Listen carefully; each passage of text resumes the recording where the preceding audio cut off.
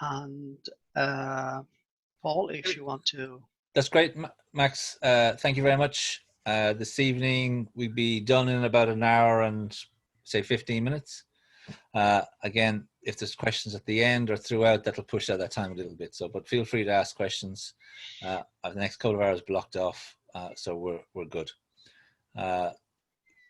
Welcome to all the familiar faces that have been here for the couple of sessions beforehand, and welcome to the new bods that are coming in for this third session on level 1 umpiring. What we're going to do tonight, we're going to be looking at base running, base awards, appeals, and managing the game. Now, we've done some managing the game in previous sessions, and we've touched on, if you pardon the pun, some of the base running and some of the appeals over the last couple of sessions. So we'll pick up from where they were anyway, and no doubt they'll come in. For those that are new, feel free just to give me a wave if you want to stop me or ask me a question. You don't have to wait for the breaks. It's usually about 10 slides in, and we'll take a little break. There's quite defined kind of topics, but if at any stage something doesn't make sense, I'm going to be working through these slides here anyway. It keeps me on track a lot of the time, because those that know me know that I can kind of wander off into a little tangent or a little story sometimes. So if I do lose it, I'll just keep dragging myself back in through the slides. Okay? All good? Okay, so base running.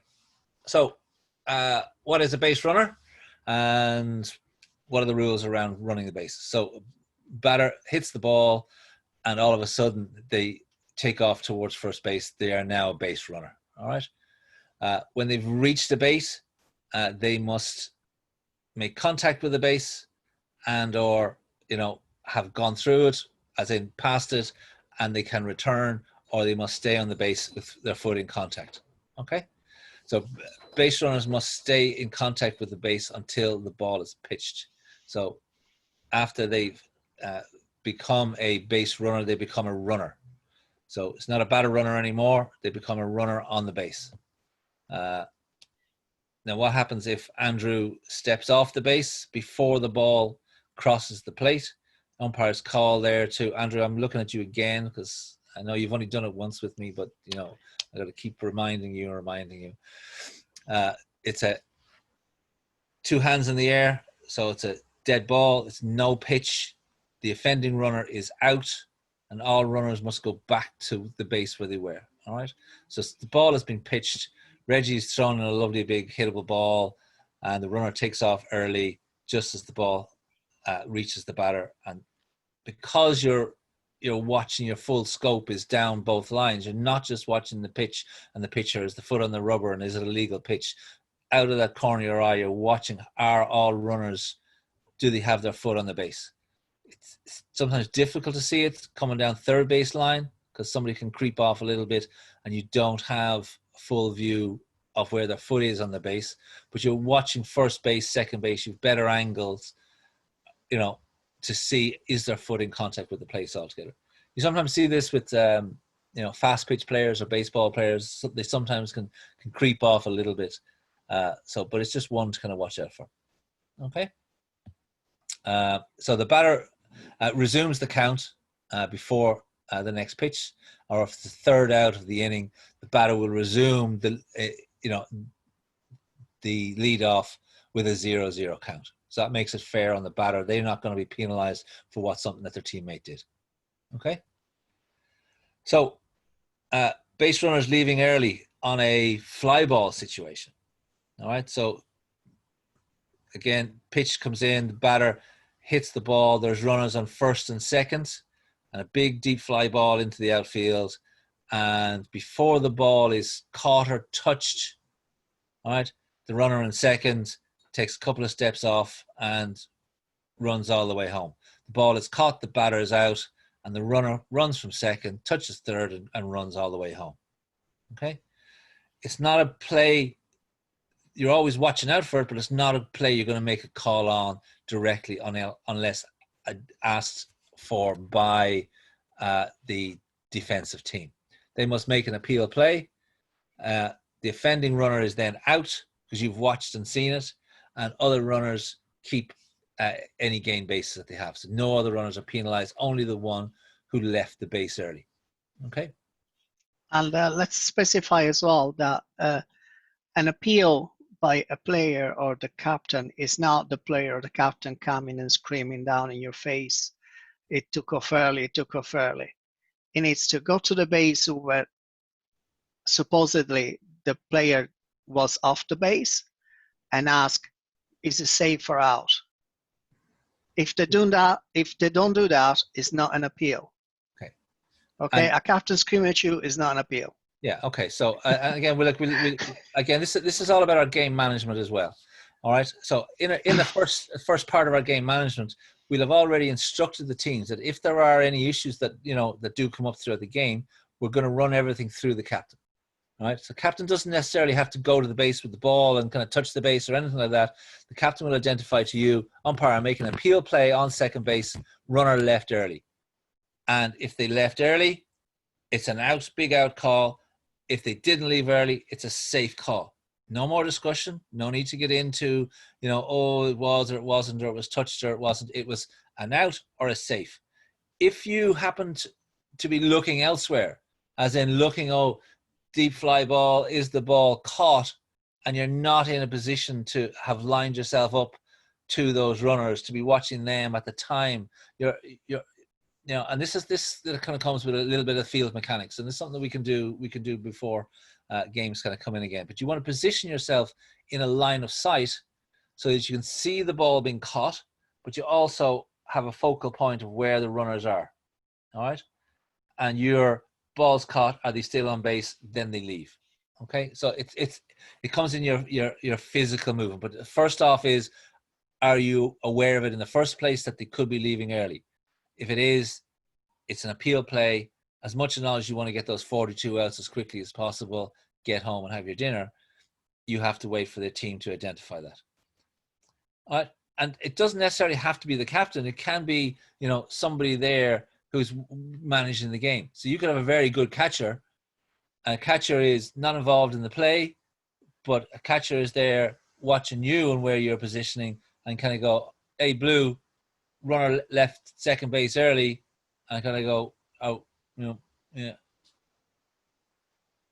Is that good enough for you to make a call? I would say absolutely yes. If it's in a direct contact, again, as Massimo says, not in a kind of scream and he left, it's not being directed to you. So it must be directed to you, the umpire, to make that decision. Okay with that? Okay, I guess my comment on that, I mean, I guess I'm basing it on when I used to umpire in the Middle East and stuff. We normally would have it focused with one person. The catcher or anybody else could highlight that problem, but it's best. I just thought it would be best that it comes from whoever the captain is. So then you get away from all of this, like I say, arguments and stuff that could get into play. That's what I was suggesting exactly. Yeah, and again, this will happen in the pregame. So you'll have that conversation with the whole team. Anything you want to think, you run it through the captain. But sometimes you will get, well, I say sometimes, rarely you'll get a switched on, catcher. I'm thinking about myself here more than anybody else that is watching every runner at every play. All right. All right. So okay. Let's move on. A little bit of base running on the safety base. All right. So it's called a safety base for a reason. It's to prevent any collisions between somebody in a defensive position and somebody hurtling down that line at speed. Okay. So that the white part is designated for the defensive player and the orange part is for the batter runner. Okay. So they're still a batter runner. They're not a runner yet because they still have a bat in their hand and they're coming charging down that line. They can carry that bat all the way down the line if they want, but as long as they don't kind of swing it around wildly at the, first baseman, there's no, what were we talking about last week, Andrew? You can remember? Dave? Is it interference or obstruction? Oh, your mics are turned off. We'll kind of come back to it later on then. All right. So the batter runner is only allowed to use the orange portion in that instance. All right. If the batter runner hits the white portion, all right, he's deemed not to have touched the base. All right, depending if it's again thrown ball or an appeal play for missing bases. This is where you need to be able to kind of go differentiate if there's going to be a play on it, or you're not going to call them out for hitting the white base only if there's no play on first base, because they'll wander around and then they'll kind of touch the play will be over. But if there's a direct play on first, they must hit the orange part of the base. Okay, so if there's a play on first, the orange portion is the only part to use. The white's only for the fielder. If the fielder is pulled across the base by a wild throw, the runner can use the white portion instead. So what does that mean? That means if the ball is thrown into somewhere in the foul territory out past the base, and the right fielder is coming in to pick up a ball, and there's a crossover of the direction of where that ball's coming through, it's the responsibility of the runner to avoid the collision. So in that instance, the runner can switch slightly to a lane to a left to avoid a collision and use the white portion of the base and not be penalized when the ball is being thrown from that opposite side of the field.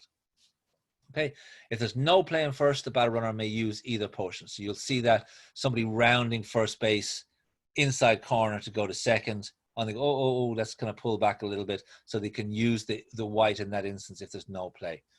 Runners starting from first base must use the white portion. So again, this is one of your nice outs. If you somebody standing on the orange part as the ball is pitched in, floats over the plate, the ball is swung. What were we just talking about in the last slide? Dead ball, that runner is out for not having their foot in contact with that base. All right?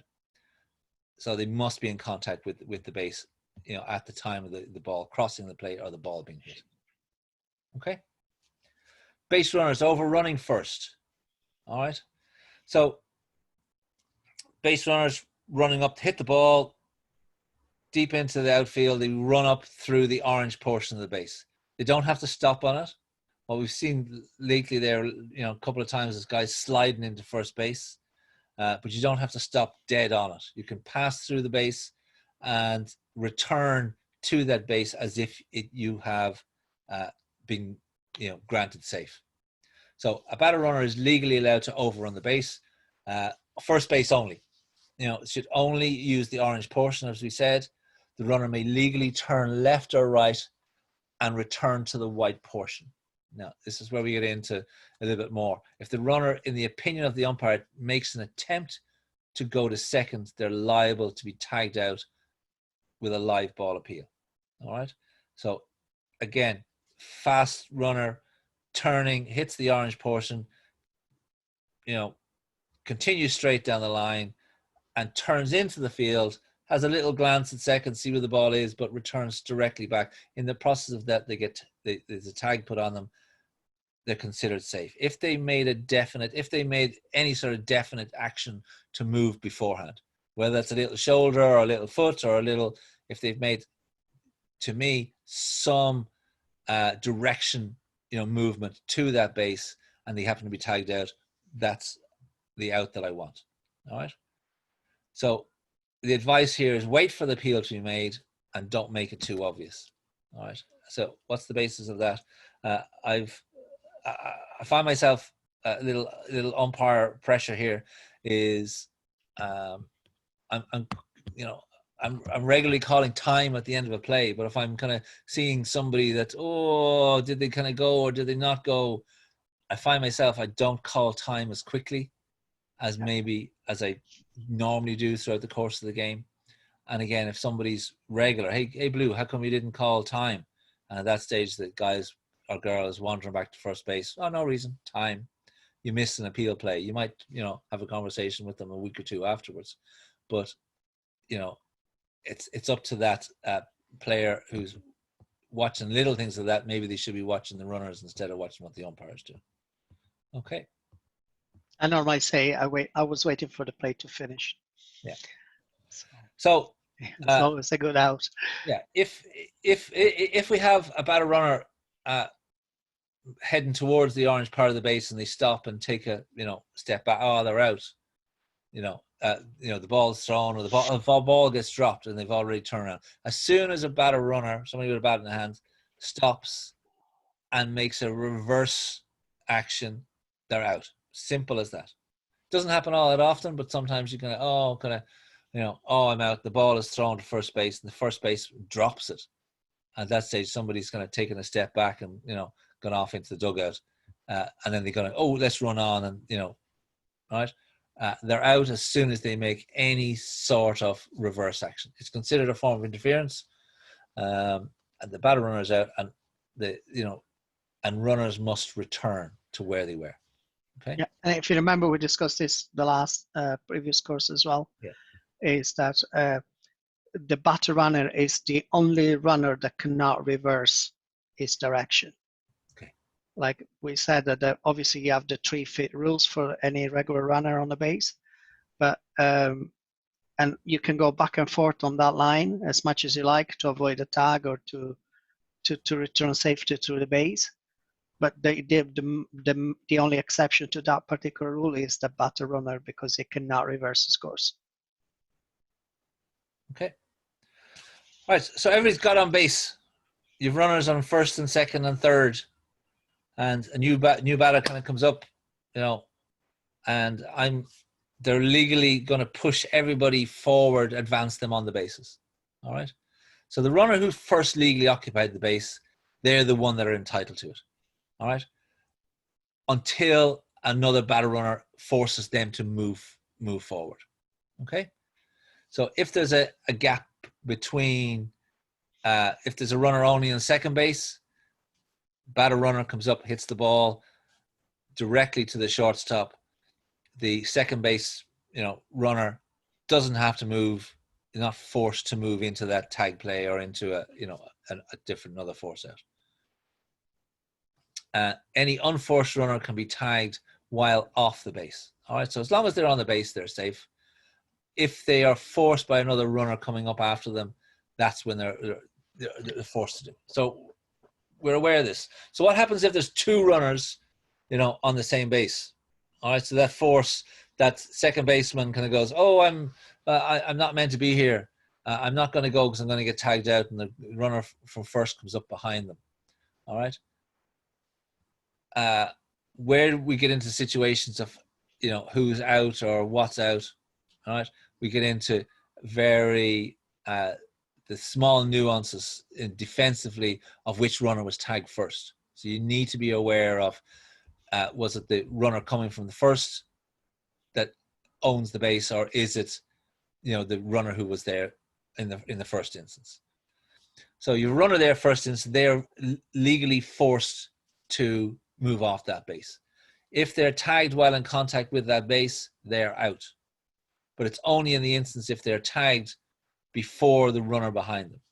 Okay? So we're not going to get into, you know, the big scenario just yet, but we will come back to it later on. So it's being aware that the runner is only entitled to that base for as long as they don't have somebody up their backside pushing them off. Okay? Base runners running passing another. So you've Dave chasing Aidan there. Aidan, you've had a little bit of a stumble. You're running from first to second. Dave's had a massive big hit. He's so fast. He's coming up behind you, and he's overtaking you as you lie in the ground. He's not even going to. He's just laughing at you. He's going to go, yeah.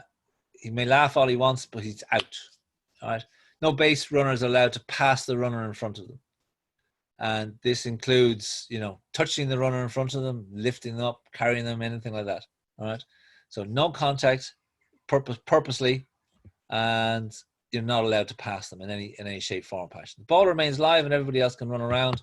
But in the meantime, Dave is out. All right. So. Well done, Dave. Okay. Such a gentleman. Base running, base lines, and base paths. So remember, we've all our beautiful lines painted between our bases. Yes and not. Generally not in this country. So we have a direct line between the bases in our square or in our diamond. Base runners don't always run straight lines. All right, particularly if they're going for 2 bases at a time. So we said earlier on, somebody might take an inside corner, but there's a big looping arc, and there's no direct straight line between those bases. All right. So there's a difference between a base line, which is directly shortest point between 2 points is a straight base line, and the base path is the natural running route of that runner between those bases. Any runner or batter runner is allowed 3 feet either side of that line. All right. The runner is allowed outside that baseline to avoid a fielder attempting to field a batted ball. So again, we're trying to avoid the collision and the interference. Right? You're interfering with a defensive play. But you're not allowed to run outside that if you're trying to avoid a tag with somebody already has the ball. If you step outside that base path, that running line, it's an automatic out. All right. Okay with that? Thumbs up. Any questions? We're flying through it, but I think we'll get there anyway.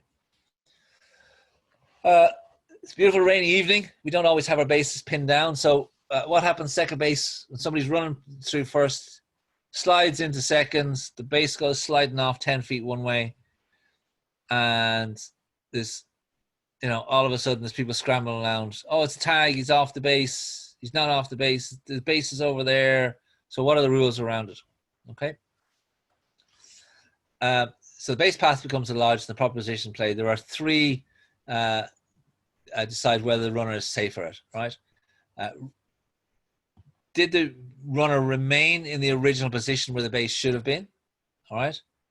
Or are they separated from the base, and the base is over one way and they're kind of sitting back? Okay. I'll come back to that in a minute. Matthew, you look after questions there for Reginald. You come back, are separate and dislodge the base. The original position of the base must remain in contact with the base. So we're kind of going, the batter runner is given the benefit of the doubt primarily. They can scramble around to say, this is where the base should have been. I'm not running over there to chase the base.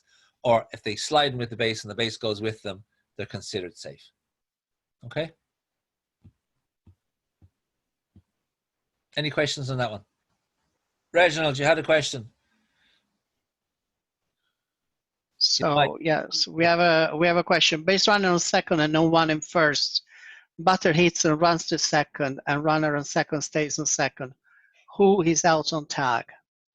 Who is out on the tag? It all depends who gets tagged first. So right? runner in second, no one in first. Batter runner hits and run the second, and runner on second stays on second. There wouldn't be any tag play in that case. It's just a. Okay, let's. It's a really good scenario. So who is entitled to the base? The runner in second. The person who has it. All right. And are they forced only because the runner, or can that runner go back to a base safely? So if the 2 of them are standing on a base, and the person who was there first is tagged, there's no out. Right. Okay. If you tag the, second runner, and the runner who was there first happens to take a step off the base, all right, they're also safe. So it all depends on who's in contact with the base at any one time. Right? If they're both standing on the base and you tag the one who was there first, they're safe. Right. If they then tag the runner that comes up behind them, and the first runner still has their foot in contact with the base, you tag the runner and come up behind them, they are out. Right. Okay. Right? That's right. That's what I thought. I just want to make sure it's pretty clear. Yeah, that's okay. But in the time, you must make sure that both runners have their feet in contact with the base, because after the time that they've been tagged, it's not they can then freely advance that base and move forward, and the base then remains for the person who comes up behind them. So that's where you can get caught in these rundown situations. Okay. It happens quite often, believe me. Yes, it does. Yeah, absolutely. So as an umpire, you're going to go, who was touched first? All right. Yeah. And that's the main bit that you want to do. All right. So dislodge base, it does happen, and really what we want to kind of be looking at now is who was touched first. It does happen, but it doesn't happen. It doesn't happen every week. Okay. Is there any other question on base running? before we step in on comes base the end of awards. base running. Just to clarify, so there's somebody on second, nobody on first. Yeah. Same scenario. The person on second starts to advance to third, but comes back, while the runner who hit the double comes around on second. Now they're both standing on second. Yeah. Somebody's the runner had already started to advance, but then realized, oh, bad idea, it went back. Yeah. Now they're both standing. So somebody's out in that situation. Correct. Which one? Yes, unless the runner who came from first, who just is the batter runner, has the option to go back to first. All right. If they remain on second base, it's not their base because they're not forcing that runner ahead of them to move. It's only even though the batter on or the runner on second started to go to third but decided to come back, it's still theirs. It was still there first. Okay. So it would be the person who hit the double who would be tagged out. Yeah. It's only when that batter runner has nowhere else to go to. So you're not forcing the other one to go ahead. It's only forced once it's a direct person behind person. Once there's any gap there in between, they're not forced to move on. The first runner in second, the one that was already in second at the time that the ball was hit, literally owns that base unless it's made out or gets to third base. Okay, he's the owner of second base effectively because he was there first. So the only scenario for the second base runner to lose the entitlement to second base is for him to advance and be tagged out, for instance, or to go to third base safely. In that case, then it is the third base runner, and then that second base becomes free available for the other runners. Yep, brilliant. I was just clarifying. That's what I would have thought, but I was just clarifying. That's a very fair question. It is actually something that happens in our leagues anyway. So it's good to have that level of awareness as well. Yeah. Okay. I just have a question on interference. Sure. Because it's on first base, I think, I don't know, maybe it was explained to me differently. Last week, Vinny? Last week. No, it's just it's usually what I was told is if you hit white on first and you collide with the first baseman, then like you're out regardless. But it was always if you're running and you go for orange and you hit orange and you collide with the first baseman, then you're getting a second base because the first baseman shouldn't have been standing there. But from what you said a few minutes ago, that sounds like that's wrong. No, that's virtually right. But again, it'll come down to the nuances of who's where and what. You might see a little bit of difference where the play is coming from. So if the first baseman or woman in a defensive position has a right to hold that base and prepare to receive the ball. Okay, from the fair part of the field. All right. Now there is one anomaly that allows that if the ball is maybe hit or it goes into the foul territory, let's say off behind, or there's a play coming from the opposite side of the field.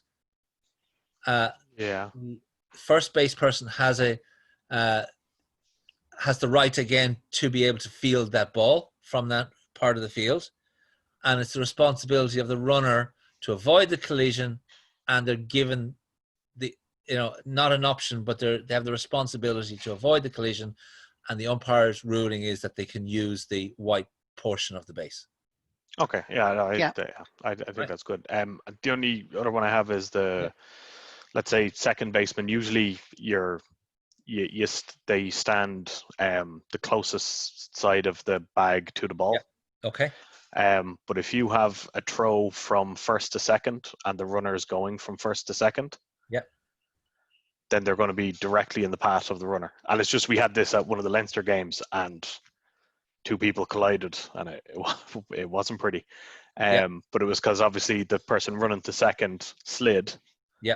But then took the legs out of the person on second base. Okay, and that's absolutely what they should do, even though it sounds pretty. Yeah, like you're never going to get out of that. It's no. Yeah.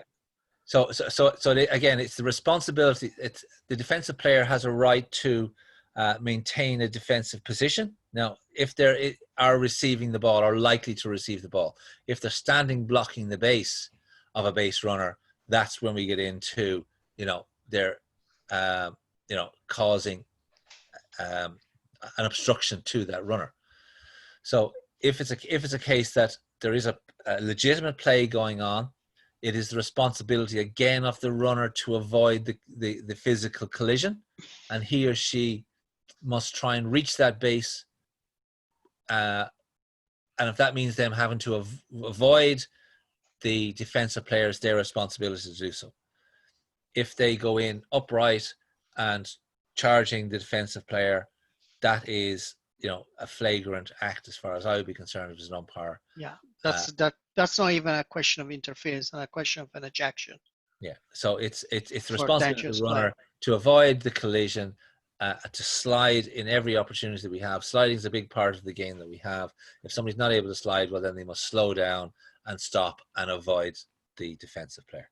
Yeah. Is that okay? A Yeah, hard slide situation is part of the game. Yeah. So there is no sanction on a hard slide. Yeah. There is sanctions on dangerous play or people charging shoulder or head first into a defender to interfere with their play. Yeah, it's not American football. It's not, Exactly. It's not Gaelic football. It's not baseball. It's not ice hockey. There are rules around. It's a non-contact. It's up to the responsibility of the runner to avoid that collision. Even though the game is called softball, it doesn't mean that we have to play soft. We can play hard, and that means also hard slide as well. You got to write that one down, Massimo. There you go. and Vinny, on the other question you had as well, I just want to add something. If you go back to the slides, when you get a chance to review the video,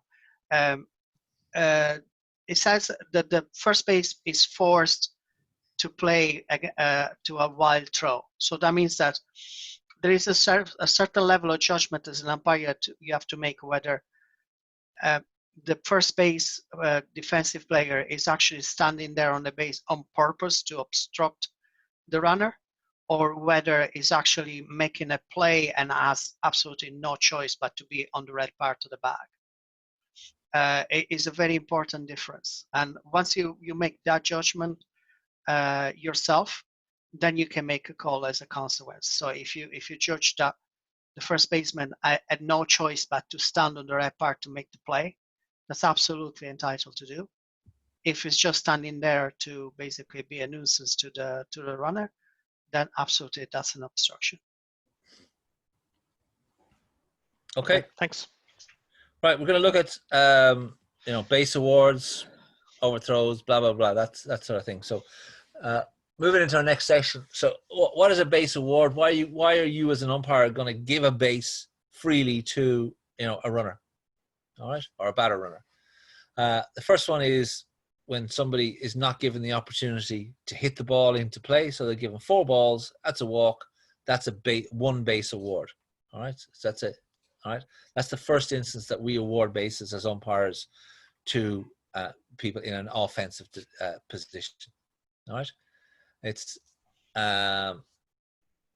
you get if the ball is unintentionally carried out of play. So you have a ball hit into outfield, close to the dead ball, caught in foul, and somebody wanders off into dead ball territory. It's time, it's dead ball, and it's a 1 base award in that instance. All right. What you can sometimes see where it's, what's intentional and what's unintentional is part of the judgment call that you might have to make when somebody is very aware in a defensive position of, what they're going to do with the ball after the ball has been caught, all right, and where it's been caught, whatever else. But we'll come to some of those scenarios a little bit later on. And the fielder loses possession of the ball and the ball enters dead ball territory. All right, so anytime, intentionally or by accident, the ball goes into dead ball territory, as in it rolls off the side of the ship, the ball is dead, you're not able to do anything with it, it's from the time that the ball went dead that you're awarding that extra base. Paul, if you can take a second, we actually have a question from Dave. Yeah. On a throw to first, the first baseman ended up on both the white and the red on the throw in the middle of the bag. Our runner slowed down to avoid a collision, called out. On appeal, I was told that it was a judgment call on the umpire, correct? If the first baseman should not be on the orange. She was carried. It was carried in during the middle of the play. So she was trying to make a play. So she ended up in the middle, kind of. I mean, it was. So that's why it was took the ball defensively, took a step back, and to try to maintain it. But she ended up in the middle. So it was. I just questioned, is that, and it was like, no, she had the right to make the play. It was an appeal. Yeah. It's my call. I called it out, and that's kind of what I was totally fine with it. It made sense, but I didn't know. Just clarifying that situation. Yeah, and it is correct to say it is a judgment call in the sense that, like I described earlier on for Vinny as well, you have to make a judgment of whether the act of the defender is intentional or not. If it's just standing there just to block the runner, absolutely, that's an obstruction. There's no question about it. But if the defender, the first baseman, ends up on the base or in the middle of the base like you described, because it was just making a play and catching the ball, I had no other option but to end up there.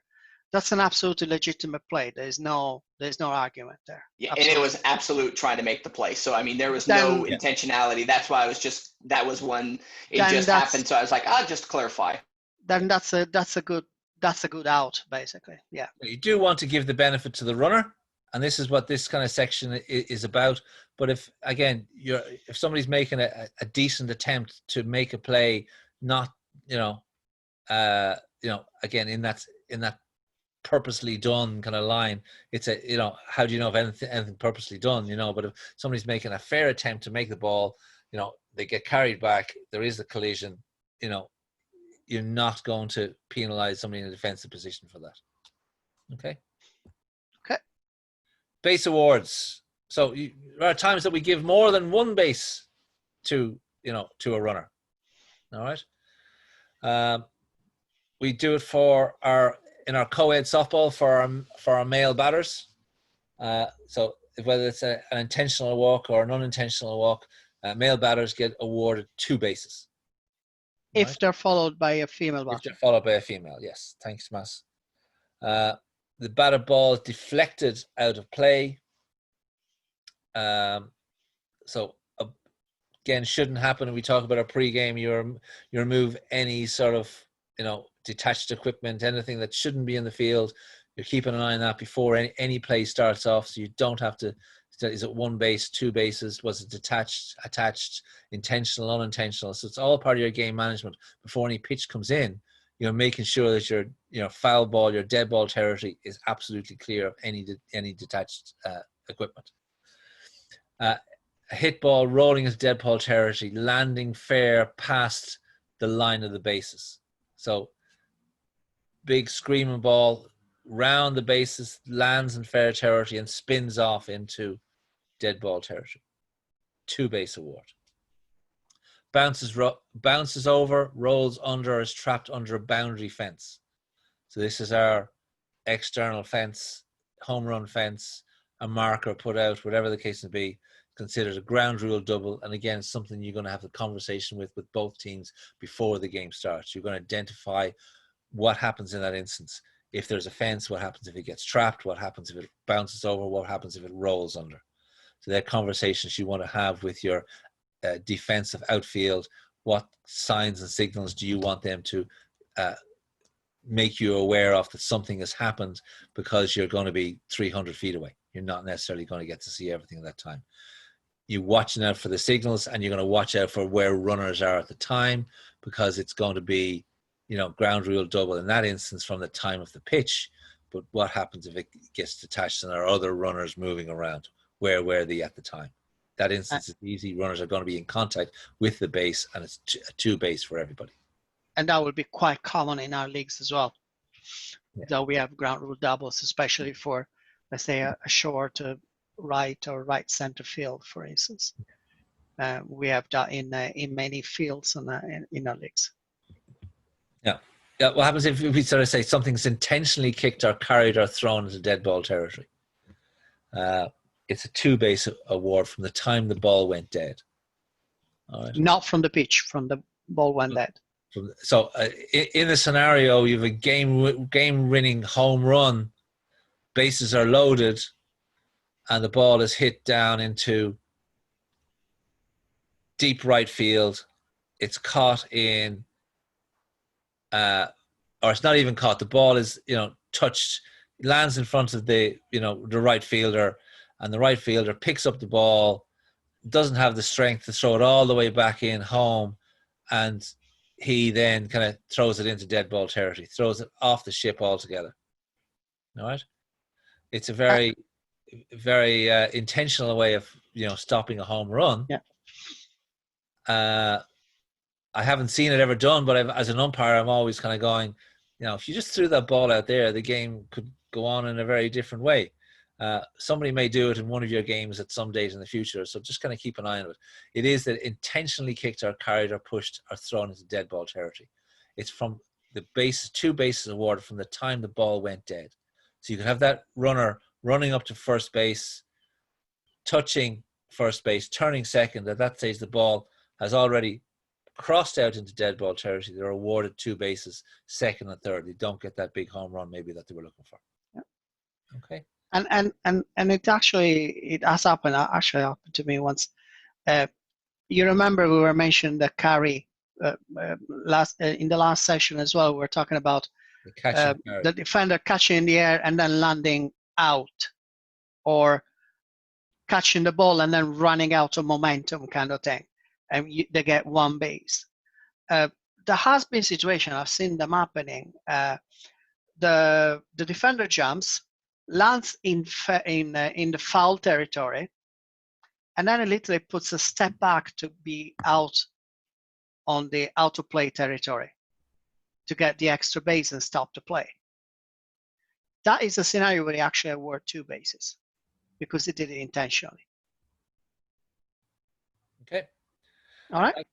3-base awards. Anybody ever seen a 3-base award? I've never seen one. Never had to do one, I don't think. It's where a fielder intentionally contacts a fair batted ball with any detached equipment. 3 bases is the minimum at the time the ball was pitched. All right. I don't even know the scenario. Detached equipment can be stuff lying around the field and somebody kind of comes up, picks up, hits a ball out. I don't know.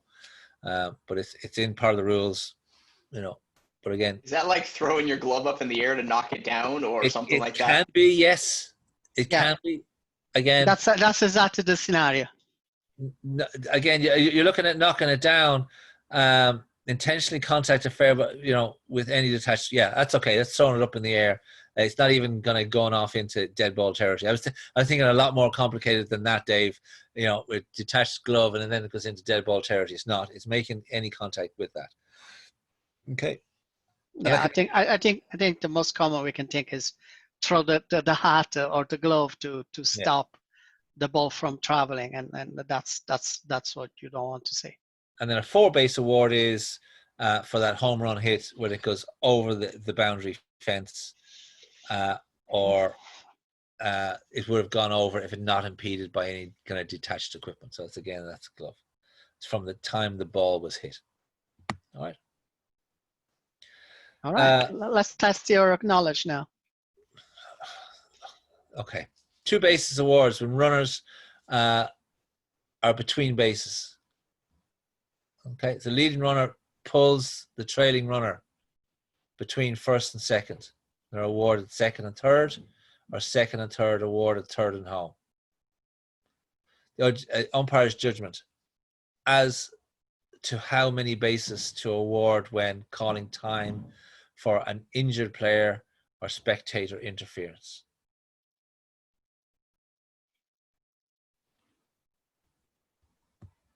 That clear for you? I can see a few lost faces, so you have questions. Yeah, mine being one of them. All right. So base awards, the general principles. There's 2 bases awards when there are 2 runners between bases. So it's where are runners at the time that you're going to start awarding bases. All right. So when are we going to award those bases? When the ball goes out into dead ball territory. So you're looking for that clearly defined line. Again, your pre-game. We don't have nice white lines often, but you're going to have your cones down, and you're going to go at the time you want to be, split vision eyes, as in where's the ball and where are my runners at the time. So you're watching, 3 or 4 things at the same time. Generally, runners are going to be able to move at a certain amount of pace and a certain amount of time. So my main focus is going to be, where are my runners? Bang, move, track the ball. All right.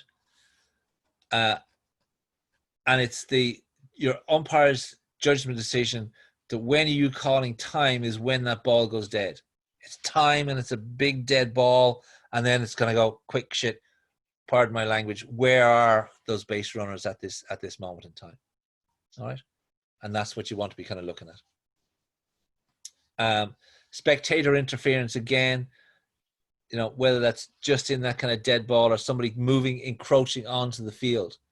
So if somebody encroaches onto the field, is that dead ball considered to be moving in if somebody comes in and kind of touches it? That's the way I like to think of spectator interference.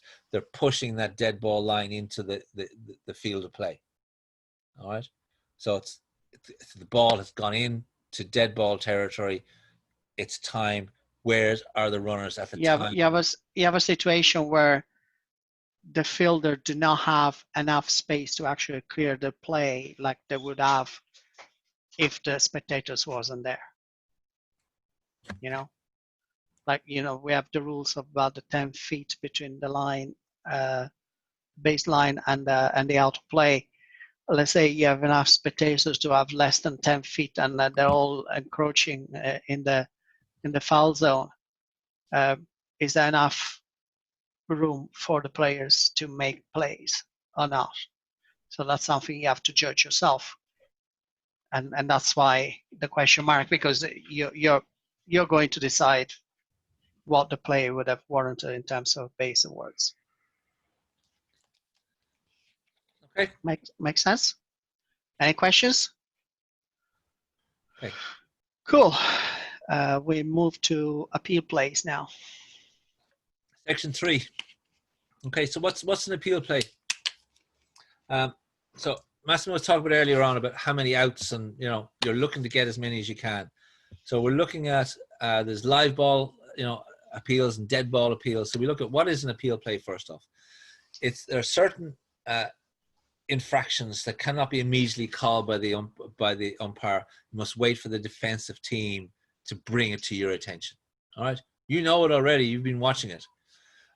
So runners missed a base, leaving the base too early on a fly ball, attempting to advance second base after crossing first base. So that's that turn. Did he or she make an intentional move? Batting out of order, and changing runners and bases during offensive conference. All right. So the first 3 are the most common ones, but we'll kind of come back to it. And then as I said, there's 2 types of appeal. With the dead ball appeal, so the ball is dead, nothing else happening. As a live ball appeal, there's still lots of things going on, and you're kind of having to think on your feet, where is everybody and what's happening and what's going on. Okay, so let's look at the live ball appeals. All right, so what's a live ball appeal? Live ball appeal is made before time is called. All right, it can be made by any fielder with the ball, by touching the base of the runner. All right, so this goes back into the technicalities of who's making that live ball appeal. Making appeal here, blue missed second base. No time's called. There's still other runners running around you. It's what are you doing at that time? All right, you got 2 runners standing on a base. The ball's still live. It's a live ball appeal. Who's going to be touching who first? Good blue is going to be out there standing, next to the base to see what's happening here. All right, so they're live ball appeals. So somebody is bringing something to your attention, but the game is still alive. It's still going on. Then you're going to make a decision around that. All right. Those appeals are usually on runners. All right, so there's something happening. Something taking part on the field. All right. So next one there. All right. No, go back one.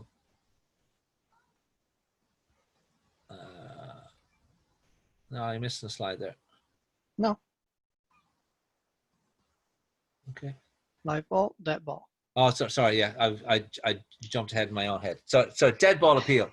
So dead ball appeals must be made before the next pitch. So the ball is dead, time, and it's must be made before the next part of the game continues.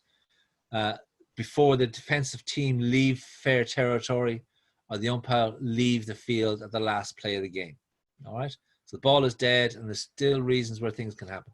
Must be made verbally by an infielder, coach, or manager after stepping on to the field.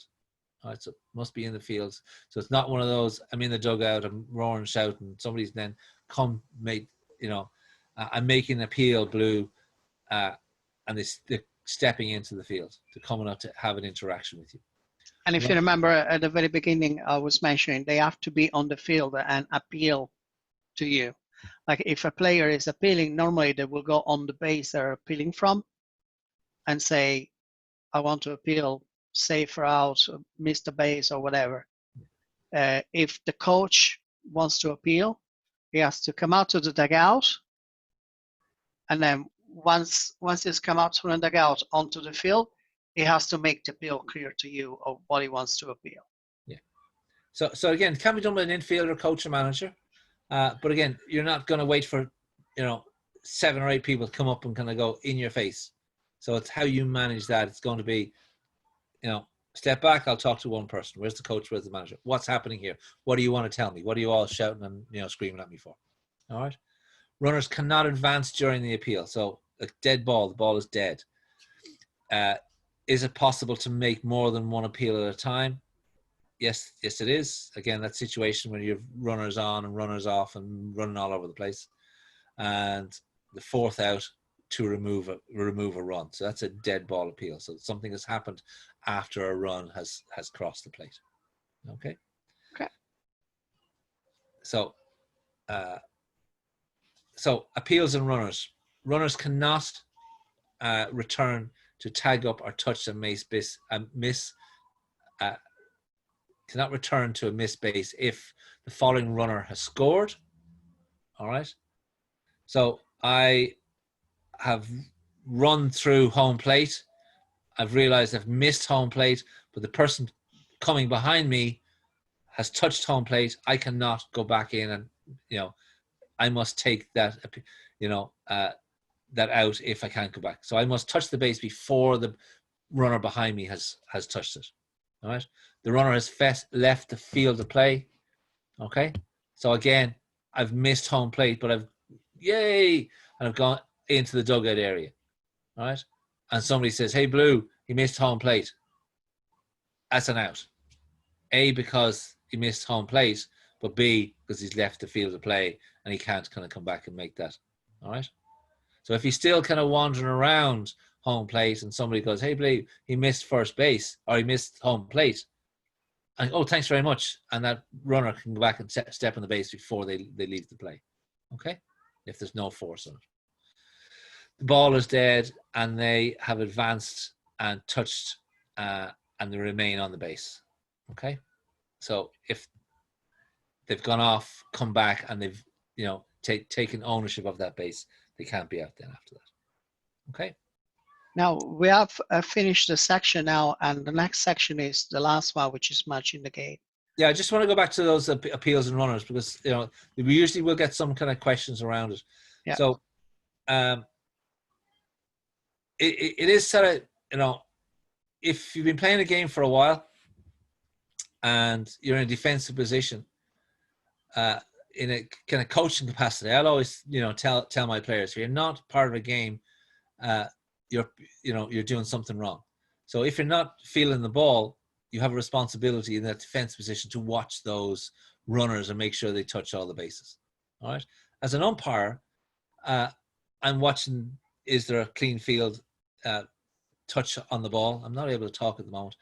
But I'm also watching those runners as well to make sure that they touch it, because I know that somebody out there is watching the runners as closely as I am, and they're looking to get that out as well. All right. So it's something that I can't stress enough. Maybe different levels in which we play. As an umpire, you're looking to make sure people are playing fairly, and you're upholding the rules, to be able to do that. If you're not watching those runners touching the base, if you're just assuming that, oh yeah, everybody's playing fairly and everybody's touching the base, or they're not leaving early, or you're not really doing your job then as an umpire.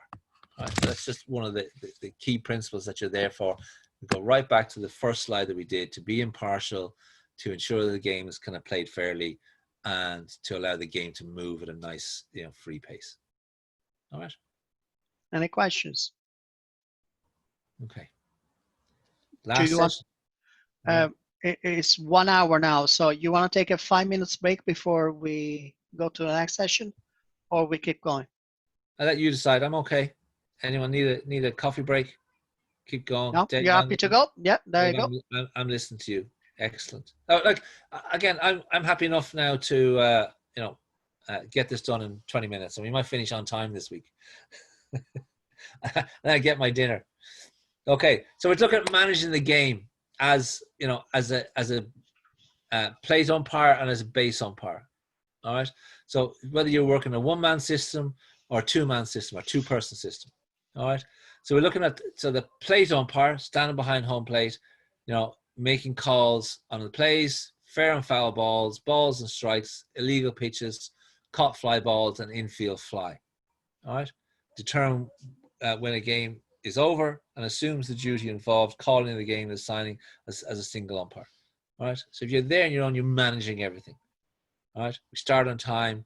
We finish when all the innings are over. We declare, the score, and we're making sure that people are pitching, balls and strikes in the way that they're meant to be. The runners are running the way they're meant to, and the ball remains in play, and everybody's playing the rules. That's it. And that's everything that we've covered over the last number of weeks.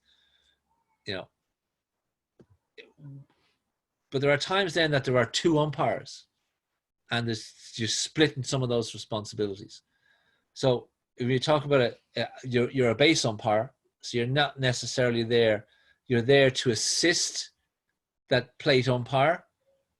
Not that one is more important than the other, but you're there to maybe see things in parts of the field that plate umpire can't always see or get to.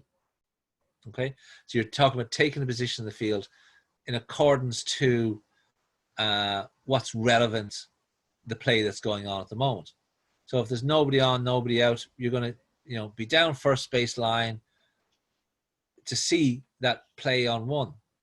If there's runners on first and second, you might be further out in the field to be able to watch where the ball goes and be able to look at calling outs at second or third base. Right? They're all come up in mechanics class. We're not going to do it, but I just want to get people to be aware that there are different roles and responsibilities. It's like if you're watching rugby or watching soccer, you'll have your main referee on the field, you'll have two line or touch line referees, and you probably have somebody now up watching it all on TV. We don't have a lot of TV watching softball umpires, but what we can do is have the assistant referees or umpires in that kind of same sort of element of genre there to work as a team to make sure the game is played in accordance with the rules. All right. And in fact, I mentioned earlier on about doing some more courses during the off season.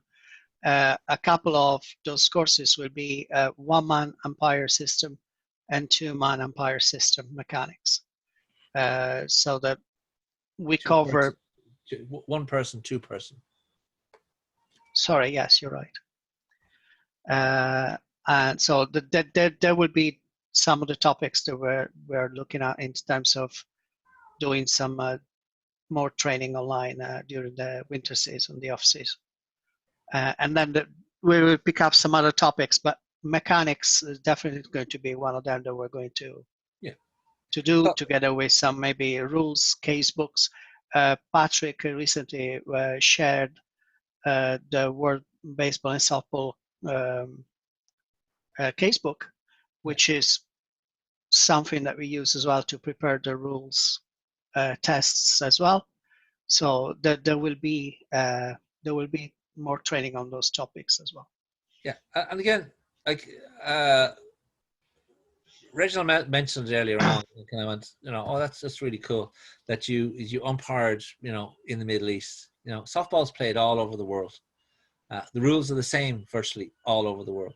So as an umpire, you can drop into any game in the world and kind of go, you know what, I'd like to help out here tonight. You got no blue, I can, I'm qualified in Ireland, in Europe, whatever the case may be, in Worlds, to come in and officiate a game.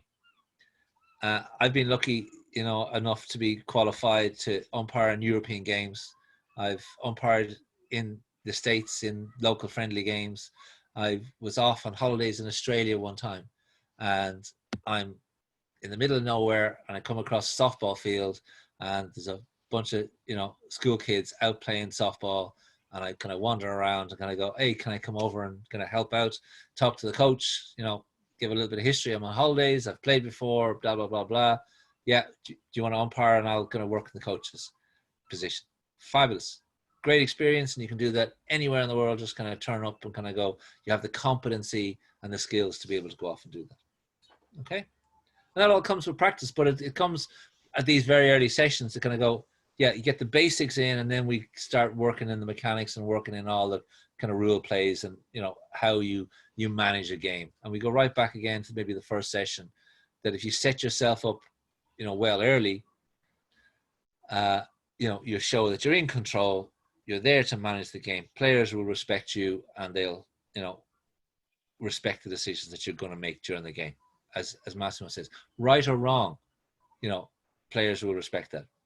There's no bias. You're there to ensure the game moves and moves freely. Okay. Any questions?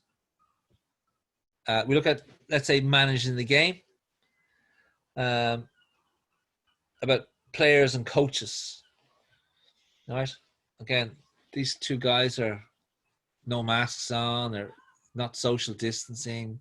Kind of terrible way to be playing softball. Poor choice of jokes at this moment in time. We'll never be able to, have anyone screaming in our faces anymore. And we do. We'll kind of go, oh, it's great. We're back to the way how we used to be. Okay. So players and coaches or managers shall not, in a pre-COVID or post-COVID, world, make disparaging or insulting remarks about you, the opposing team, the game officials, or the spectators. All right. Commit any acts to be considered unsportsmanly conduct. All right. So always remain calm. Complaints are rarely made by winners, and not be insulting because somebody does not agree with what you saw or what you thought. Okay. Players get angry when they lose a play. Allow time to vent, let off some steam. It's not always the umpire's fault, and let them know that what your limits are. So you get people come up and screaming your face off, Blue, that's a shit call, whatever the case may be. It's usually in the heat of the moment. I personally am not going to go jumping down anybody's throat, for a first or maybe a second really hot-headed, approach. But if it's constant throughout part of a game, I'm going to want to manage that game very, very tightly from that first instance. I may accept that kind of hot-headed response, but it's, a quick word with the coach or the manager, at the nicest, in the nicest possible way. Can you keep a control on those players for me, please? Or I'm going to have to start managing things a little bit differently in the nice, friendly way in which I normally do things. Okay. So you let people know there's limits. You do not accept any sort of verbal abuse at all, ever. I wouldn't, accept it in my own personal life. I don't accept it professionally when I'm at work, and I certainly don't accept it when I'm, giving up my own free time to come out and officiate a game for somebody who's going to come out, verbally abuse me or physically abuse me. Not in one instance. Don't take it. Thank you. Good luck. Goodbye. Disagreements and arguments can be used as a tactic by, to wear umpires down, wear opposing teams down. It's unsportsmanly conduct. It's not appreciated. It isn't something that, we tolerate as umpires at all. Okay. And sometimes it's not the easiest thing to manage, and you probably you don't realize it straight away in the heat of the moment that maybe that player is over the line and should have been ejected or should have been warned and things like that. And that's why it's important what we were saying earlier on. Assess your performance and your calls after the game as well, because that's how you learn and you improve. I, as recently as 2 or 3 weeks ago, I had a game where after the game, I analyzed the certain situations in the game that happened with some players on both teams, by the way, being very vocal towards me. And in a sense, after analyzing it, being a bit abusive of my calls and my decision and my persona as an umpire at that moment. And I realized that I could have easily ejected 2 people on that game, 1 per team. And I would have been absolutely entitled to do that, because they were abusing my dignity as an umpire, for instance. Yeah, and I'll jump in directly at that point. And this is the point where we manage that. And I don't think in the 20 odd years, I think I've only ever had to eject one player or one manager over a course of 20 years of umpiring. And I kind of put it down, and I've learned over year after year after year that if you get in there early and you set yourself up in that kind of pre-game, I'm here, I'm in control, and what I say is law here tonight. Thank you very much. Come and talk to me. Come talk to me nicely. You'll get a nice reply. If you go off in any sort of way that's not respectful to me, I'm not going to be anything other than thank you very much. You can now leave my game. Okay, and you don't have to say that, but you can that can be put across very easily at the start of a game. And Paul's not going to take any crap here tonight, so I'm not even going to try. All right. So, which then kind of leads us into you're there to make those often those judgment calls. Okay. Sorry, did I miss a slide? No, that's the next one. Yeah. Oh yeah. Sorry, I'm jumping ahead. So managing the game of players. So if there's a player rather than a coach or a manager, demonstrating that unacceptable behavior, it's nip it in the bud early. Have a quiet word with the team manager, enable them to take control of their own player. All right. If it's an ejectable offence, be warned. It's better than to do it again and you'll be out. All right. So it's a case of very easily, you see somebody stepping into the base for a runner, all the little sneaky plays that you have. I had one 2 weeks ago when I had a third baseman and somebody was running into third base. He hits his palm of his hand into the glove to pretend that the ball is caught. The runner was sliding anyway, but it was at that instance I can let it go. Did it really happen? Did it not happen? He says, no, let's go deal with this now. Take a slow walk down to third base, very quietly. I don't want to see that sort of play. It could be seen as, and it will be seen as that if it happens again. You're, obstructing an unintentional slide in that instance. Don't want to see it again. The guy did it in the exact same play, the exact same instance, and he got a loud verbal warning in front of everybody. There was no runners in that particular instance, but he was this close to being kind of thrown out of the game. But I think it was more a habit with him than more so than anything else.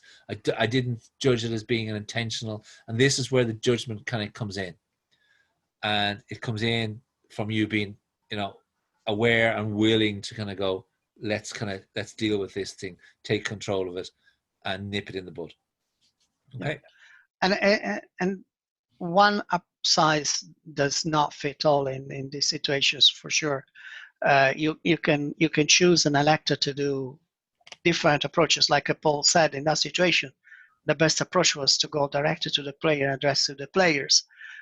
You might find other situations on the field where some players that maybe are being a bit too vocal or complaining all the time or arguing all your calls all the time, you might want to go to the team manager and say, look, this has to stop. It can't be here forever arguing every call kind of thing. Please have a word with your players. And you can do it as theatrical or not as you like.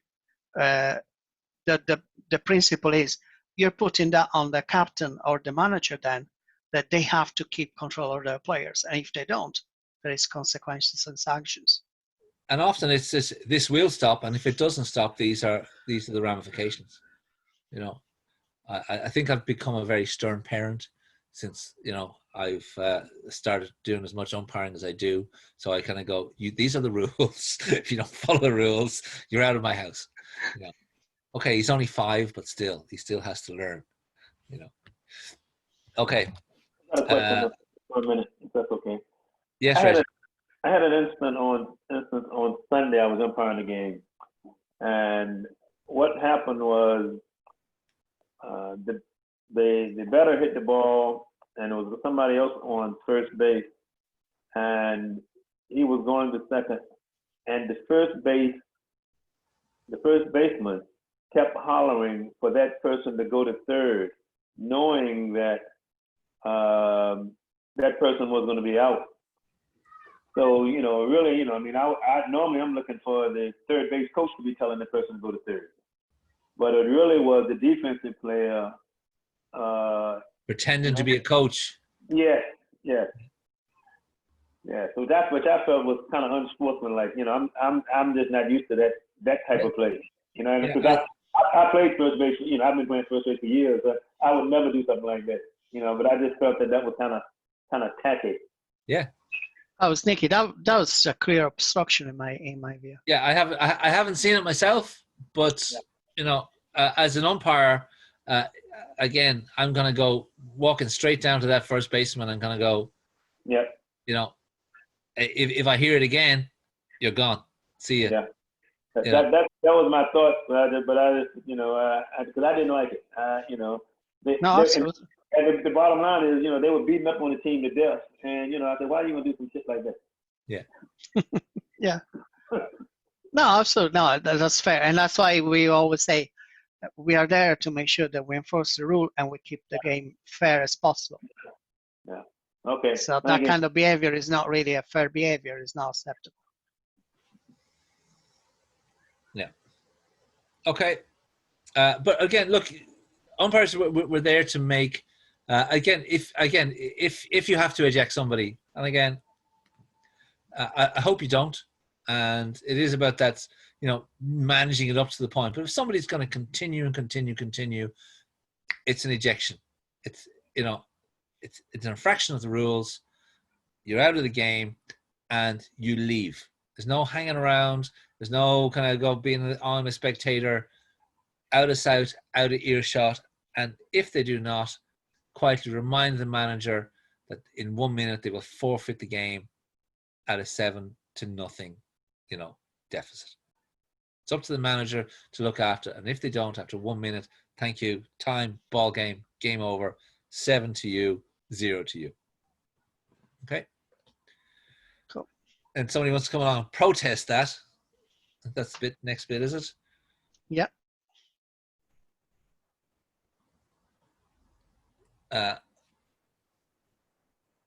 Okay. So managing the game, let's say manager asks for time to challenge or to discuss a decision. Okay. Well, I said at the start of the game, if you want to come talk to me, come let me know.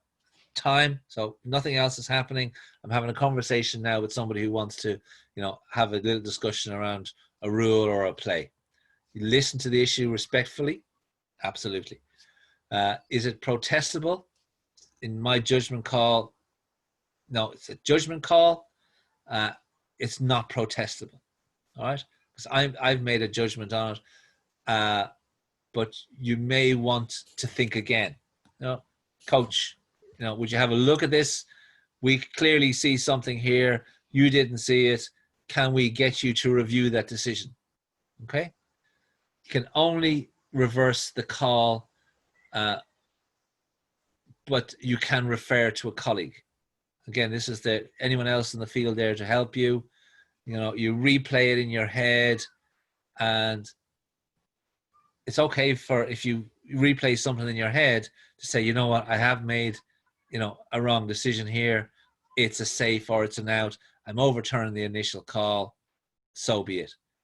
Now you get the other team coming screaming in your ear then. Can they go, but you did this or you did that?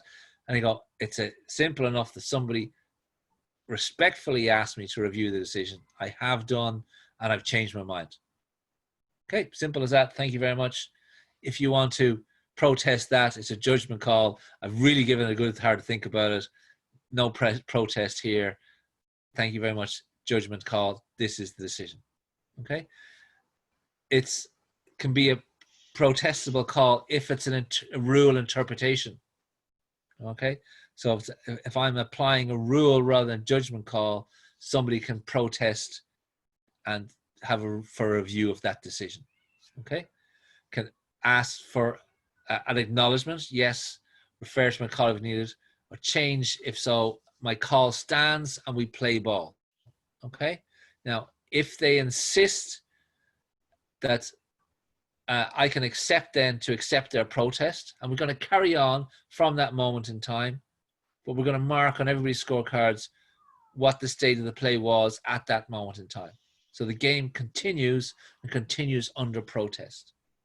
And if it's then found that the rule interpretation by me or you as an umpire was incorrect, we can then continue on from that game after that rule has been, you know, overturned. Okay. I'm going to explain that to everybody at that particular time, that from this moment the game is played under protest, and we can either continue it on or, you know, and that protest will be null and, you know, be nullified depending on what the score of the game is. Okay. And any questions on that one? Okay. Next one, Mass. Okay. Judgment calls. Yeah. So what are, you know, judgment calls? There should be no appeal of the decision if an umpire on the grounds that if they made a correct call, if there's a collision as to, with conclusion as to whether a batted ball was fair or foul. You know, the runner was safe or out, whether it's a ball or a strike, or any play involving the accuracy of an umpire. Particularly important in our leagues because we don't have base lines and foul lines in most cases. We only have cones. So, and that's something, for instance, I make a point every single game to discuss with the captains before in my pre-game with the captains, say, that's the cones, that's my marker, that's my point of reference for this foul line. That's my point of reference for the other foul line.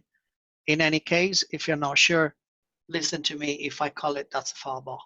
Yeah. I always make that point prior to any single game I umpire.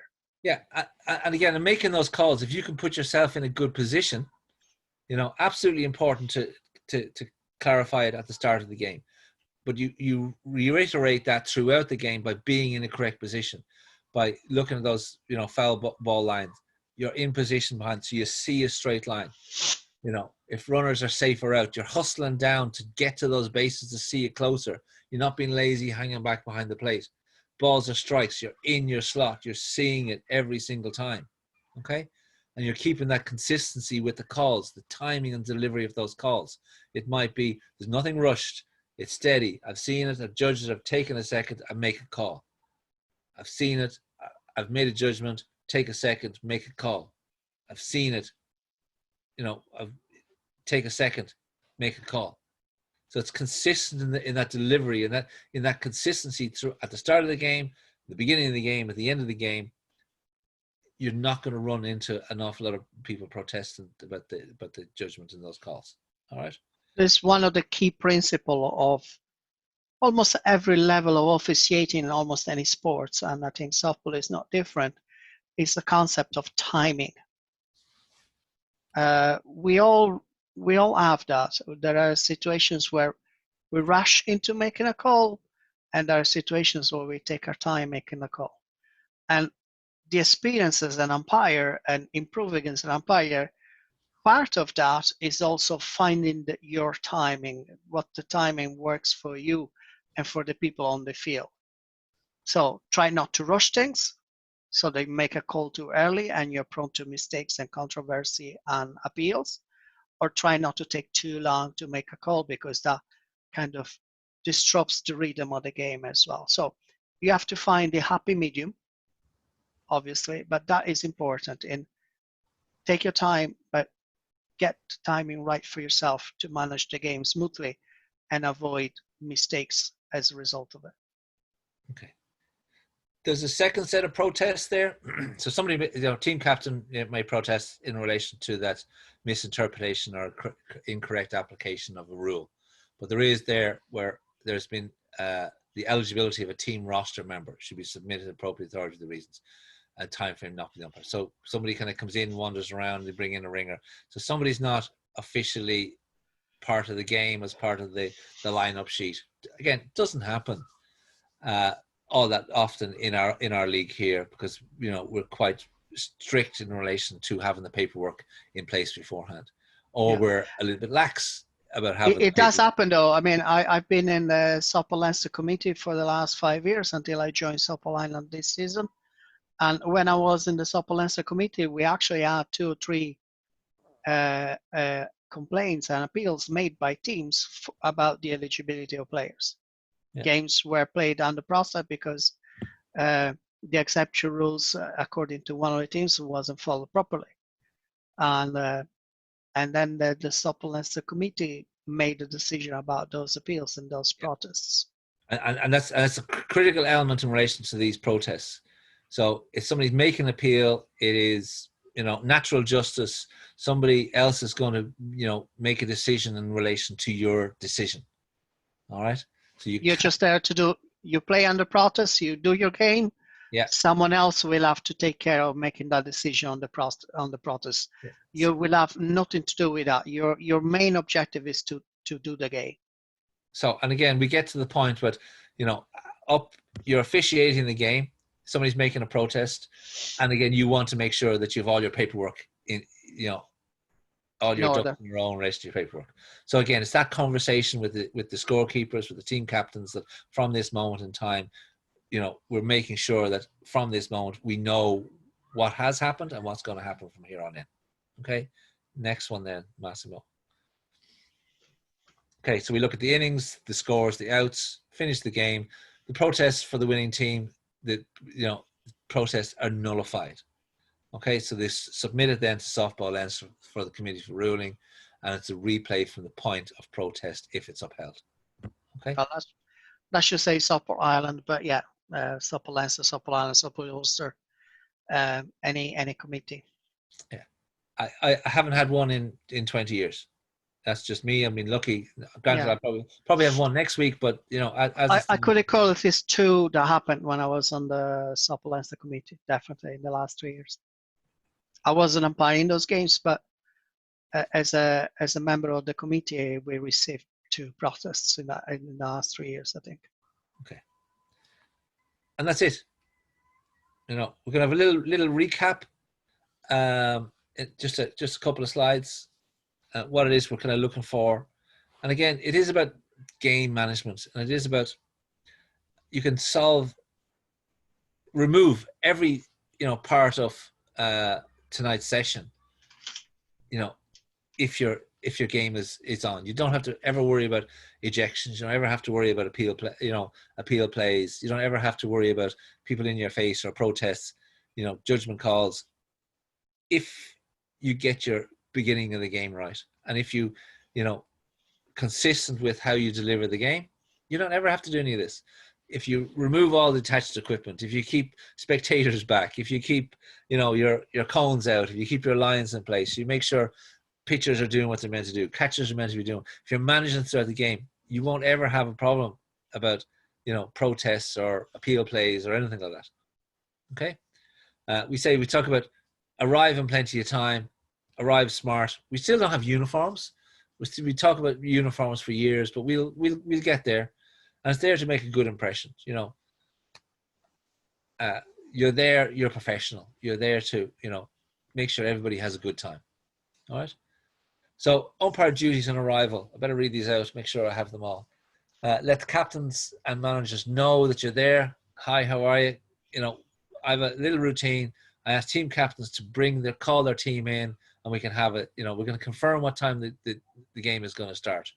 You know, we're going to have that same time with both teams. You'll get to one team before the other. We'll start as soon as I have the same conversation I've had with you with the other team. I'm not going to be telling them anything different than what, you know, I've told you already. You know, we check, make sure everybody's the proper equipment. COVID times, you know, if you got your buckets, you got your disinfectant, you got your balls, you know what you're doing. The field, all laid out. You know, is it fit for purpose? Is it safe? That's your primary concern. Is it, you know, fair for both teams? Team captains 5 or 10 minutes before you intend to start. Collect the lineup sheets. You've already got those electronically now, and agree the ground rules with not just the captains. You have them with the teams as well. You know, everybody knows the ground rules. They know that if there's a fence, outfield, everybody knows. You put your hands in the air. You let me know if the ball is trapped, if it's gone over, it's gone under. You assist me here. Everybody's got the same set of instructions to assist you if you're working a one-person system. Okay. After the game, allow any final appeals to be made. So you haven't left the field, so there still can be a protest and appeal. So as both teams have kind of gone off, a quick go over. Are there any issues? Are there any questions that you'd like me to answer here this evening? You know, why did we lose? Well, that's for another, you know. Because they didn't score enough runs.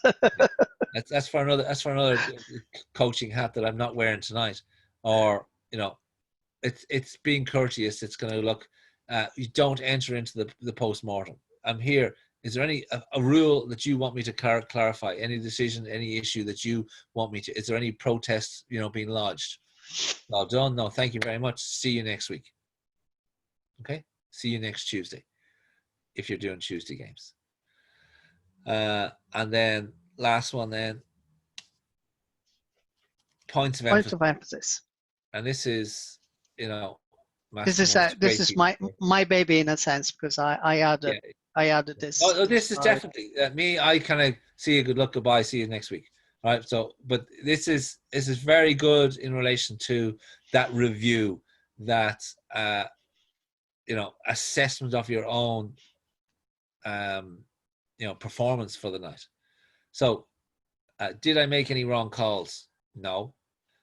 Did I make all the right calls for the wrong reason? No. Was I fair with the game, with the outcome? Yes. Did I maintain proper control of all times? Yes. Was I vulnerable to outside influences? No. You know, it all depends on how much beer there is, you know, but you know, did I maintain consistent and accurate strike zone? Yes. Again, these are, you know, because these are questions you're not only asking yourself at the end of the game, you're asking yourself throughout the game. Is it consistency? Am I delivering? Am I doing what I meant to be doing? Were there any time that I was lucky not to have to make a call? Great question. All right. Because, was I watching the runner if there was an appeal there? You know, it's hard to watch all three runners if there's a deep fly ball. Did anybody leave early? Where are those appeal plays? What if somebody, you know, is watching and I have my head turned the wrong way and somebody's watching there? All right. What am I going to improve on for next week? Did I take seriously criticism when it was directed at me? You know, not taking any criticism. Thank you very much. You know, your opinion. Was there anything on my signals, my body language, that maybe induce unexpected or unwanted reaction? Ooh, you know, peel plays, time. So we brought it up earlier on. How much are you giving away to somebody who is really kind of watching you? All right. Did I hold up, defend, or rationalize any wrong rulings? Did I get into a discussion with anybody about, you know, how competent I am with my rule book? Okay. Did I conduct a positive pre-game conference? Absolutely. Do the same thing. It becomes a little script that you learn off. Did I make my call when the appropriate angle and distance, or was I lazy? Was I hanging around, back behind the catcher? I didn't bother to run out and have a look. It can be hard sometimes to be, in the right place all the right time. But if you're showing you're making an effort, that really helps with, selling a lot of those calls that you have to make, those really close ones. That it is 50-50. You can be very definite with a call if you're standing there looking at it rather than, yeah, it's an out. I think so. And your body language is giving that away. So be in position. Did I follow the proper mechanics? We'll kind of come back. We'll do a lot more of the mechanic stuff over the winter. Did I use the appropriate signal for my calls? Safe, up, down, dead ball, they'd all come in time. Did I maintain good communication and teamwork with my partner? Again, it's a two-man system. There's lots of little signals, hand gestures, eye contact, hands up and down, hand signals, number count, that you can communicate non-verbally with somebody there that you're working with. Obviously, the basic ones when you do the count. But if you're in a two-man system, for instance, on the infield fly, one of the more common that we do at a European level is basically to bring the hand to the shoulder. And normally, for instance, with the fist closed if it's no out, or with the index finger out as if one out. So that both umpires technically acknowledge each other, so they know that we know that we are communicating, we're paying attention to what we're doing, but also kind of helps our brain to switch on to that situation and focus on what we're doing. Yeah, and again, yeah, sorry, Matt. And if you remember, actually, I mentioned that I do this, for instance, even if I'm on my own on the field, like often happens, and I do it for that very reason, because if I do the signal, pretending that I am umpiring with someone else on the field, it still helps me to switch on my brain to that situation. I'm focused on the infield fly, and in infield fly happens, I'm not going to miss it. Well, sometimes it can happen that if I don't do this, my brain is not concentrating on the actual situation, and I might miss the infield fly that I should have called. Not that I do it, but is an example. It could happen. It is. It could be a gimmick that works for you, that helps you concentrate, and also helps you to avoid mistakes and back calls on the game. And again, with those little appeal plays, runner leaving early or missing a base, if you got a two-person system, it could be very much a quick little glance, a little nod of your head while no one else is looking, kind of, did you see that? Oh, I did. Thank you very much. We could be going home extra early here if somebody else saw it as well. Yeah. Okay. Third last one then, did I treat everyone in the field with respect? Absolutely. Did I make to make every effort to diffuse potential volatile situation? It never came up in the first place because we diffused it right at the start of that pre-game. And was there something in particular that I could work on my next game? There's always something that you're going to work on for your next game. And that's the most important question. Sitting there driving away, what went well, what didn't go well. They're all the small questions. What am I going to do to make sure that I don't have that same mistake come up again? So this is where you kind of come into, and again, it's years of experience. I have that pre-game banter. I keep it clean, keep it clear. So I don't run into that, what's the rule and what is it? And, because you will get somebody who knows the rule book better than you, who likes to kind of bring it out and kind of, that's rule 5, section 3, an F, and it's a piece of detached equipment over there. Thanks very much. Really? Okay. What are you going to do, Blue? Yeah. And the diffusing the situation is very important as well. I think we mentioned it today a number of times that, you can have a talk to the captain to encourage him to control his players. That's a tactic that you can use to diffuse situation, or go straight away to the third baseman, for instance, and talk to him and say, look, no more on that. Don't like you doing this with the glove or anything else. Please stop it. So that's diffusing the situation. That's managing the game and avoiding situations to escalate to worse levels. Okay, so time for questions. Looking at time.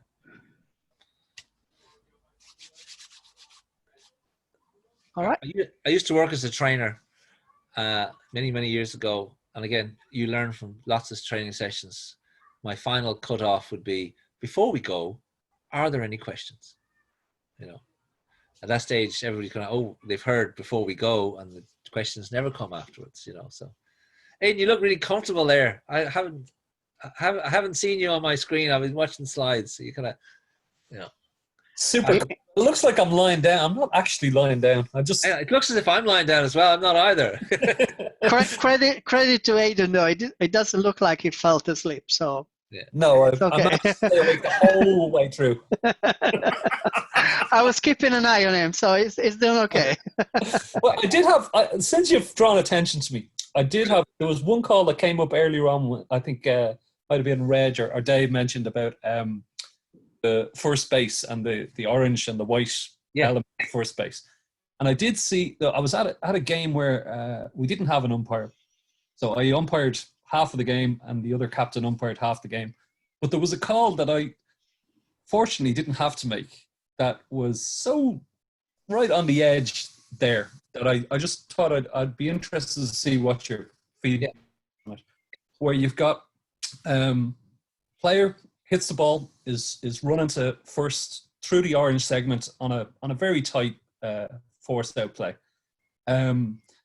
The first baseman is on the white segment, but the ball goes over their head, and they have to reach behind into kind of back behind the base to in the path of the runner. They make the catch in good time, and the runner on the way through hits the arm and the ball comes loose. And oh, I love that. There was a big question about what did the umpire see, because I was base coach, I think, and I hadn't seen the contact. I had just seen the ball dropped. Yeah. Otherwise, it was an out.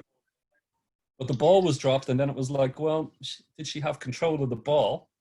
But I hadn't seen the contact, and I still don't know for certain there was contact. But assuming there was contact between the runner and that arm, that may have caused the dislodgement. And that's the key element in that decision is, have you got all the information that's there? So if you kind of go, well, I'm making a judgment call on what I've seen, that's what you're going to do. Somebody's going to come back and sort of say there was contact or there was no contact, or contact happened before or afterwards. You're assessing at that moment in time, you know, the foot and the catch. All right. If the first base person, kind of strayed backwards, that can often happen with the velocity of the throw. It'll take the hand back. But if you can't see it as an umpire, whether there has been a collision or contact made, that's an out, and that play is over. That's an out. Now, if they lose control and transfer or what, we get into lots of different scenarios then after that. So, but trying to keep it simple, it's what did you see, and you make a call on the basis of what you saw. Now, if somebody wants to come along and kind of have a discussion with you or start to protest, then after you, it's still that judgment call, and you can either stick with it, what it was you saw, or you've now got more information and you've replayed it in your head. You say, you know what, I actually did see that, and I can change that initial decision. It doesn't happen all that often, but you can do that. You absolutely can. And in fact, that's an interesting case because you have at least two decisions to make there. The first decision is whether the defender had any choice on the play to step back like they did. And from what you said, it didn't look like they had a choice. They were literally brought there on momentum. So there's absolutely no control over that. So the defender is absolutely entitled to track that position. And then the second decision was the catch and the out situation finished or not. So there was any momentum broken by the runner impacting the defender. Because if the momentum was gone and the out was already made, whether the defender drops the ball or not after the momentum is finished, the out is an out and that's it. But if you judge that the momentum wasn't finished and the runner actually caused the defender to drop the ball, then that's a no catch and the runner is safe. So you have a couple of decisions to make there before you call either an out or a safe situation. And it's very much your judgment. Nobody else can dispute that. Thanks. Okay. Anyone else? Andrew? Good. Reginald? No question. David, you had a good case about runners, courtesy runners, and re-entry. We had this game on, was that a week ago Wednesday? Yeah. Where I subbed, I was captaining, so I was letting other people play, and so I subbed in as the first baseman about halfway through. It's the pitching is between one of the other guys and myself, and so the pitcher ended up getting hurt, and so I then moved into pitcher, and we brought somebody else back in. But it was how it all kind of, and I asked Doug was the umpire, and I asked him to clarify, here's the situation, am I doing this right? And he's like, yeah, it's right. Well, Aiden, rightly so, came up and said, wait a minute, something's wrong here. And Doug's like, oh yeah, you were wrong. I was wrong. That shouldn't have been. But it was who should have been allowed to come back in as a starter, whether I then was allowed to go to pitcher as a It's not so much, again, it's not in your defensive position, because people can move around defensively wherever they want. It's where they come in to the batting lineup. Well, see, that was the problem, is because that was what I clarified with Doug, is since I had subbed in for the person that I brought back in, which that was a big issue. I moved out of his spot so he could rightly take his position back and took over the pitcher spot. And I knew none of this. Is why I went up to Doug and said, Doug, I have no idea what's the story here with this situation. And I told it, and Doug's like, no, Barry needs to go back into his position. double substitution. Exactly. That there was a temporary replacement. The rule book is clear. There's a so-called replacement player instead of the substitute. And you can have a replacement player for an injured player up to the end of that particular inning and an inning after that. And after the inning, the replacement players cannot stay on the field, and a substitute has to enter the game. Yeah. I came back and I texted Max right away and said, what's the story here after this game was over? Because it was like, that's just weird. Yeah. The problem with that is the rule is also very specific that the injury has to be a bloody injury. It had to be a blood injury, and this wasn't. He just pulled the groin muscle. It pulled the muscle. Yeah. So we are into courtesy runner, replacement player territory. Like our own league is very easygoing with courtesy runners, and what happens if somebody says, no, I'm not accepting a courtesy runner. So we play on the basis that, look, we're all getting older, except Andrew there. Andrew's always getting younger, but the rest of us are getting older, and I think I do need a courtesy runner now. I'm maybe getting to that point myself now. Like I used to be the one, I run, but now I'm kind of going, no, it's okay. No, it was because he was the next batter up, and he couldn't even run. He couldn't even make it down to first. So in hindsight, it should have been you need more substitutes, Dave. You need a bigger subs. Well, yeah, that was kind of a weird one. So yeah. So in that case, I think from what I heard from David, the situation was actually managed okay, because eventually the umpires spoke to both captains and made a decision based on the information he had. Technically speaking, there is no specific rules in Upper Leinster about the blood or not blood substitution. So technically speaking, Aidan could have protested the game. In a right time, it's too late. That was a week ago. It's too late now. So there's learning. Too late now. But technically, that is actually one case where the rule was not interpreted properly, because it wasn't a blood injury. Yeah. So technically, that could be a protest. Yeah. And there's nothing. And there's nothing that the umpires or the captain did particularly wrong. I think that just overall there was a different interpretation of the rule. What I did explain to Dave offline the other day was, like you exactly like you said, Paul. the Sopo Leinster and Sopo Line approach is a bit more flexible.